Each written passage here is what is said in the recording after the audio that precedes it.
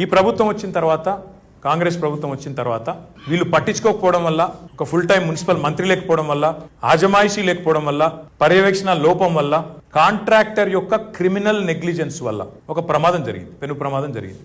దాన్ని కూడా ప్రభుత్వం చాలా రోజులు దాచిపెట్టింది. ముఖ్యమంత్రి అమెరికా పోతున్నాను దాచిపెట్టినరా? నేను అప్పుడు ఇక్కడే ప్రెస్ మీట్ పెట్టి అడిగిన, ఎందుకు దాస్తున్నారు? మీకేం దాయాల్సిన అవసరం ఏమొచ్చింది? ఆ సంస్థను వెంటనే బ్లాక్ లిస్ట్ చేయండి. దగ్గర 75-80 కోట్ల ప్రజాధనం దుర్వినియోగం అయింది, ఉత్తరాన బూడిదలో పోసిన పన్నీర్ అయింది. వెంటనే ఆ సంస్థను బ్లాక్ లిస్ట్ చేయండి అని చెప్పి నేను డిమాండ్ చేసిన. మరి దాని మీద ఏదో 4 అధికారులను సస్పెండ్ చేసి ఒక కమిటీ ఏదో వేసినారు. ఆ రోజు మేము డిమాండ్ చేసినాం, బ్లాక్ లిస్ట్ చేయండి, జ్యుడిషియల్ ఎంక్వైరీ చేయండి.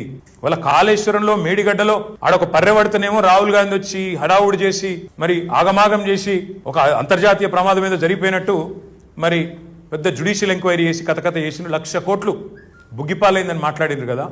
మరి కళ్ళ ముందర 80 కోట్ల సంపద కూలిపోతుంటే, ఆ ఇంటేక్ వేలు కూలిపోతుంటే మీరు ఎందుకు చర్యలు తీసుకోవట్లేదు? వెంటనే జ్యుడిషియల్ ఎంక్వైరీ చేయండి డిమాండ్ చేసినాం. డిపార్ట్మెంటల్ ఎంక్వైరీ చేసినారు, 4 అధికారులను సస్పెండ్ చేసినారు.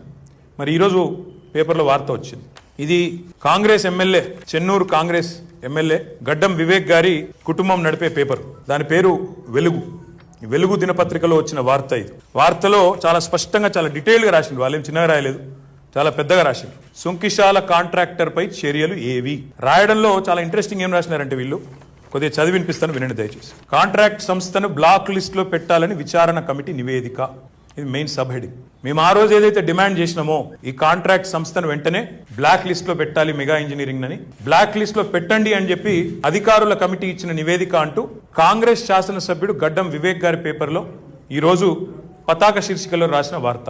నేటికి ఏజెన్సీపై చర్యలు తీసుకొని ఉన్నతాధికారులు, మరి ముఖ్యమంత్రి అంటే బాగుండదు అనుకున్నాడేమో, ఉన్నతాధికారుల మీదకి నేటికి ఏజెన్సీపై చర్యలు తీసుకోలే. నామమాత్రంగా 4 అధికారుల సస్పెన్షన్, సాగర్ నీటి మట్టం తగ్గితేనే రిపేర్లకు ఛాన్సు, అయోమయంలో సుంకిశాల ప్రాజెక్టు భవిష్యత్తు. వెలుగు పత్రిక ఈరోజు వార్త. ఇంకా వివరంగా ఏమైనా మీకు కావాలంటే కాపీస్ కూడా నేను ఇస్తాను, దయచేసి చదువుకోండి. ఇదేమి మాకు సంబంధించిన పత్రిక కాదు, మాకు తెలిసిన వాళ్ళది కాదు, ఇంకోటి కాదు. కాంగ్రెస్ ఎమ్మెల్యే, కాంగ్రెస్ కుటుంబ సభ్యులు వాళ్ళ పత్రికలో వచ్చిన వార్త. నేను ఇవాళ ముఖ్యమంత్రి రేవంత్ రెడ్డిని సూటిగా అడుగుతా ఉన్నాను, మీరు నిజంగానే మీరు మున్సిపల్ మంత్రి కూడా మీరే, ముఖ్యమంత్రి మీరే. ఏ కంపెనీనైతే ఈస్ట్ ఇండియా కంపెనీ అని నువ్వు పిలిచినావో ఆ కంపెనీ మీద మేము చర్య తీసుకోవాలని మేము డిమాండ్ చేసినాం. ప్రధాన ప్రతిపక్షంగా వెంటనే బ్లాక్ లిస్ట్లో పెట్టు అని అడిగినాం. జ్యుడిషియల్ ఎంక్వైరీ అన్నాం, జ్యుడిషియల్ ఎంక్వైరీ వేయలే, ఏదో డిపార్ట్మెంట్ కమిటీ వేసినావు. కానీ వాళ్ళు కూడా ఏం చెప్పిండ్రు, ఖచ్చితంగా ఈ సంస్థను బ్లాక్ లిస్ట్లో పెట్టాలను. కానీ నువ్వేం చేస్తున్నావు అంటే, ఇవాళ దొంగలు కలిసి ఊర్లు పంచుకున్నట్టు ముఖ్యమంత్రి రేవంత్ రెడ్డి గారి ఈస్ట్ ఇండియా కంపెనీ, అదేవిధంగా తెలంగాణ రెవెన్యూ మంత్రి పొంగులేటి శ్రీనివాస్ రెడ్డి యొక్క రాఘవ కంపెనీ, 2 కంపెనీలు కలిసి దొంగలు కలిసి ఊర్లు పంచుకున్నట్టు పాలమూరు రంగారెడ్డి ఎత్తిపోతల పథకంలో 2 లక్షల ఎకరాలకు నీళ్లు ఇవ్వడానికి నారాయణపేట కొడంగల్ కలిపి 2 లక్షల ఎకరాలకు నీళ్లు ఇవ్వనికే కేసీఆర్ గారు శ్రీశైలం నుంచి ఒక కార్యక్రమాన్ని, ఒక డిజైన్ రూపొందిస్తే దాన్ని మార్చి కొడంగల్ నారాయణపేట లిఫ్ట్ ఇరిగేషన్ అని వేరే పేరు పెట్టి 2 లక్షల ఎకరాలు నాయకట్టును 1,00,000 ఎకరాలకు తగ్గించి 4,350 కోట్లు, 1 కాదు 2 కాదు, 4,350 కోట్ల టెండరు ఎవరికి అప్పచెప్పినావు నువ్వు?